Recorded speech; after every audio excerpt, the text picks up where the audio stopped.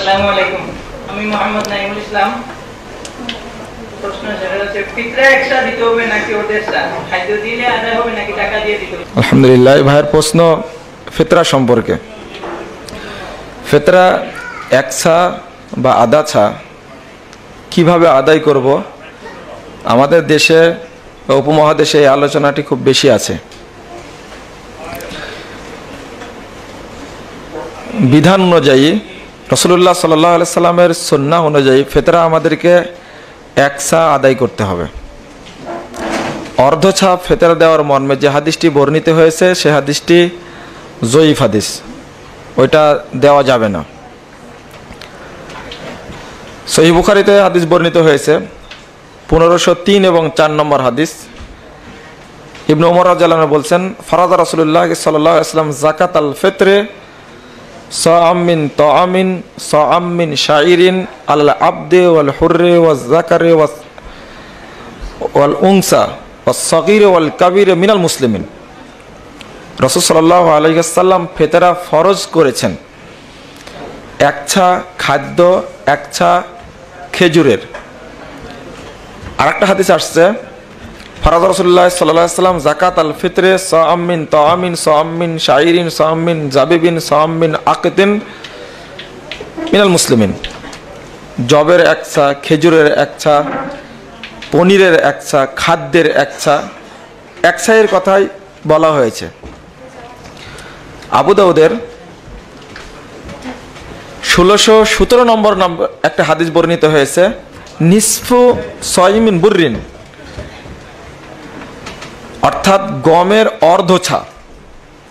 কিন্তু এই হাদিসটি উল্লেখ করার পরই ইমাম আবু দাউদ রাহিমাহুল্লাহ বলছেন, ওয়াহমুন মিন মুয়াবিয়া ইবনে হিশাম আও মিম্মান রাওয়াহু, এই অংশটুকু হয় মুয়াব ইবনে হিশামের ভুল অথবা যে বর্ণনা করেছে তার ভুল, এটা তার ত্রুটি, এটা অর্থাৎ আধাসা নয়, ওই হাদিসে উল্লেখ করা হয়েছে। এটা ইমাম আবু দাউদ রাহিমাহুল্লাহ মন্তব্য করেই দিয়েছেন।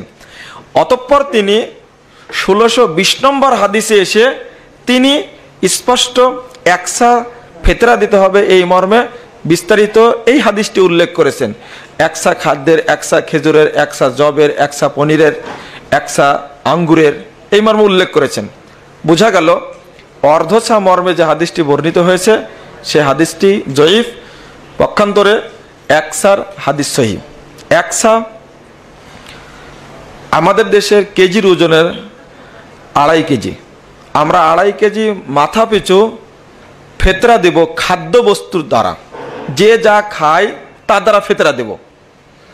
তার আগে একটা আলোচনা আপনাদেরকে উপহার দিতে চাই, বিস্তারিত বিষয়টা বোঝার জন্য। অত বিস্তারিত বলা যাবে না। আমাদের দেশে আমরাও পড়েছি, কওমি মাদ্রাসাগুলো পড়ানো হয়, হেদায়া নামে একটা কিতাব আছে, মূলত পরিচিত। এটি হানাফি মাযহাবের গ্রন্থ। হাম্বলি মাযহাবের গ্রন্থ আছে আর একটা, সেটা হল মুগনি। শাফি মাযহাবের গ্রন্থ আছে একটা, আল ওয়াজিজ। আবার মালিকি মাযহাবের একটা প্রসিদ্ধ গ্রন্থ আল মুদাওয়ানা। 4 মাযহাবের 4টি শ্রেষ্ঠ পরিচিত গ্রন্থ।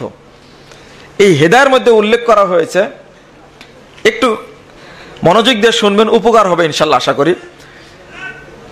হেদায়ার সাদাকতুল ফিতরে উল্লেখ করতে গিয়ে মূল হেদায়ার 208 পৃষ্ঠায় আলোচনা করতে গিয়ে বলা হচ্ছে এইভাবে, ইসলামী অর্থনীতির মৌলিক একটা অংশ হলো সাদাকাতুল ফিতর, নিঃসন্দেহে, যা প্রত্যেক মুসলিম ব্যক্তি আদায় করবে, সে দরিদ্র হোক আর ধনী হোক, সে দাস হোক বা স্বাধীন ব্যক্তি হোক, ছোট হোক বড় হোক, যেটা হাদিসটি বললাম। সেক্ষেত্রে হেদায়া বলছে এই মর্মে, সাদাকাতুল ফিতরে ওয়াজিবাতুন আলাল হুররিল মুসলিমে ইদা কানা মালিকান লিমিকদারিল নিসাব। কয়েকটা শর্ত উল্লেখ করেছে। 1 নম্বর, ফিতরা দেওয়াটা হলো ওয়াজিব, আর রাসূল করলেন কি ফরজ। আমি দুইটা জিনিসকে পাশাপাশি রাখছি। রাসূল সাল্লাল্লাহু আলাইহি ওয়াসাল্লাম বললেন ফিতরা দেওয়া ফরজ। হেদায়ার উক্তি হলো সাদাকাতুল ফিতরে ওয়াজিবাতুন, ফিতরা দেওয়া ওয়াজিব। আল্লাহ রাসূল বলছেন যে আলাল হুররে আলাল আবদে ওয়াল হুররে ওয়াস সগীরে ওয়াল কাবিরে, একজন দাস ব্যক্তির উপরেও ফরজ, একজন স্বাধীন ব্যক্তির উপরেও ফরজ। এটাই বলছে আলাল হুররেল মুসলিমে, কেবলমাত্র স্বাধীন ব্যক্তির উপরে ফরজ, এটা কোনো চাকর দরিদ্রের উপরে ওয়াজিব নয়। এরপরে বলছেন ইদা কানা মালিকান লি মিকদারিন নিসাব, যখন কোনো ব্যক্তি নেসাব পরিমাণ সম্পদের মালিক হবে তখন ওয়াজিব হবে। রাসূল সাল্লাল্লাহু আলাইহি ওয়াসাল্লাম কে নেসাবের মালিক হলো আর হলো না তা কিন্তু বললেন না, সরাসরি বললেন প্রত্যেক যেই মুসলিম তাকেই ফিতরা দিতে হবে, তার উপরে ফরজ। এখানে বলা হলো যে যদি নেসাব পরিমাণ সম্পদের মালিক হয় তবেই দিতে হবে। এখন একদিক থেকে চিন্তা করুন, একদিকে বলা হচ্ছে এটা ওয়াজিব, এরপরে বলা হলো কেবলমাত্র যারা স্বাধীন ব্যক্তি সক্ষম তারা দিবে, এরপরে বলছেন যারা নেসাব পরিমাণ সম্পদের মালিক তারা দেবে ফিতরা। আরো কথা আছে, নেসাব পরিমাণ মানে একজন ব্যক্তির খেয়ে পরে বছর পরে যদি তার কাছে, যদি ওই ব্যক্তির কাছে থাকে নেসাব পরিমাণ সম্পদ কতটুকু, 18 মণ 30 কেজি শস্য যদি কারো কাছে থাকে তার উপরে হয় নেসাব, জাকাত অসুর দিতে হয়। আরেকটি হলো 7.5 ভরি স্বর্ণ যদি কারো কাছে থাকে তাকে বলা হয় নেসাব পরিমাণ। আপনি এবার চিন্তা করুন যে এমন কোন ব্যক্তি আছে, যে ব্যক্তি কয়জন আছে, আছে অনেকেই, কয়জন হবে এরকম যে তার কাছে সারা বছর খাওয়ার পরে 18 মণ 30 কেজি ধান বা গম আছে, অথবা তার কাছে চাঁদির হিসাবে 70,000 টাকা থাকবে গচ্ছিত, অথবা তার কাছে 3.5 লক্ষ টাকা থাকবে স্বর্ণ হিসাবে, তার উপরে সাদাকাতুল ফিতর দেওয়া হলো ওয়াজিব। এরপরে আরো কথা রয়েছে ফাজিলান আন মাসকানিহি ওয়া আসাসিহি ওয়া সিয়াবিহি, এরপরে বলছেন নিসফুম মিন বুররিন। এটা বললেন, বলার পরে আরো বলছেন যে তার তার বাড়ি, তার আসবাবপত্র, তার পোশাক এবং সে যাতে বহন করে চলে, এইগুলো বাদ দিয়েই যার কাছে নেসাব পরিমাণ সম্পদ থাকবে তার উপরে ফিতরা ওয়াজিব। রাসূল সাল্লাল্লাহু আলাইহি ওয়াসাল্লাম বললেন ধনী হোক দরিদ্র হোক, ছোট হোক বড় হোক, নারী হোক পুরুষ হোক, মুসলিম যে তার উপরে ফিতরা ফরজ। সেখানে ইসলামী অর্থনীতিকে এখানে একেবারে সংকীর্ণ করা হয়েছে। এর পরের বাক্যটা হলো নিসফুম মিন বুররিন, অর্ধসা ফিতরা দিতে হবে। তাহলে একদিক থেকে শুরু করে শেষ পর্যন্ত আলোচনা যেটা আসলো, ইসলামী অর্থনীতিকে এই জায়গায় সংকুচিত করা হয়েছে। পক্ষান্তরে রাসূল সাল্লাল্লাহু আলাইহি ওয়াসাল্লাম ইসলামী অর্থনীতিকে আরো প্রবৃদ্ধি করতে চেয়েছেন।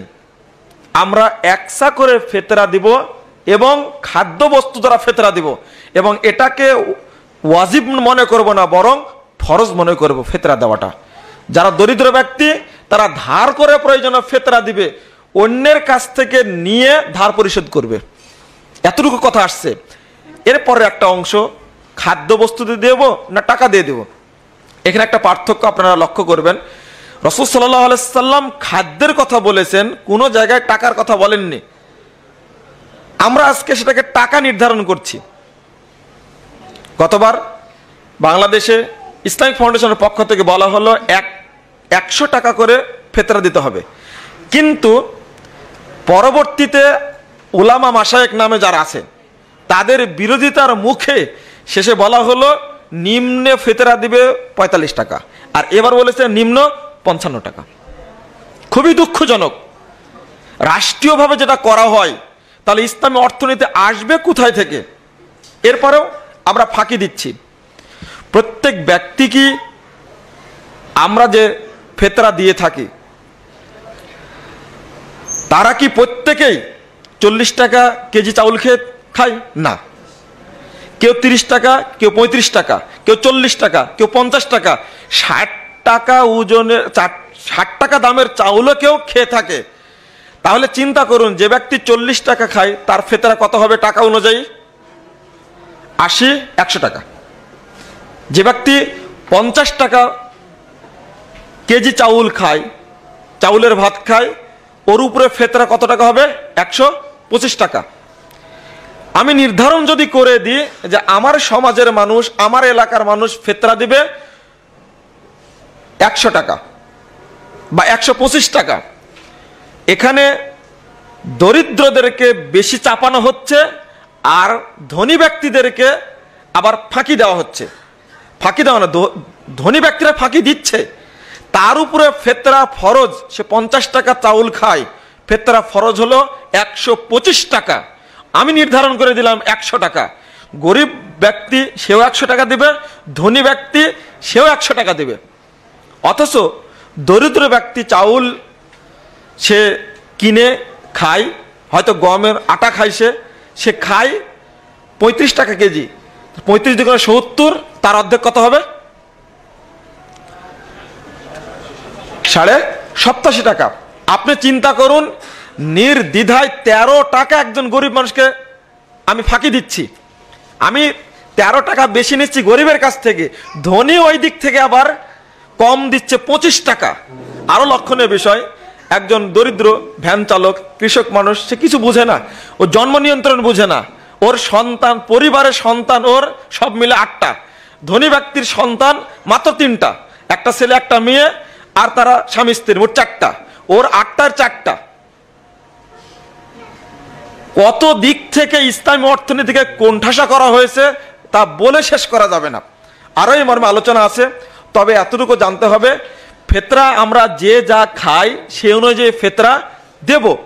সেই সাথে সাথে আমরা চেষ্টা করব যে পুরো 1 সা ফেতরা দিব, অর্ধ সা নয়। আরো উল্লেখ্য যে আমি ফেতরা দিব মদিনার সা অনুযায়ী, আমার রাসূল মদিনার, কিন্তু ইরাকের সা অনুযায়ী আমি ফেতরা দেব না। এটা লক্ষ্য রাখতে হবে। বাংলাদেশের অধিকাংশ মানুষ ইরাকি সা অনুযায়ী অর্ধসা ফেতরা দিয়ে থাকে। আমি ফেতরা দেব মদিনার সা অনুযায়ী, রাসূলুল্লাহ সাল্লাল্লাহু আলাইহি ওয়াসাল্লামের সা।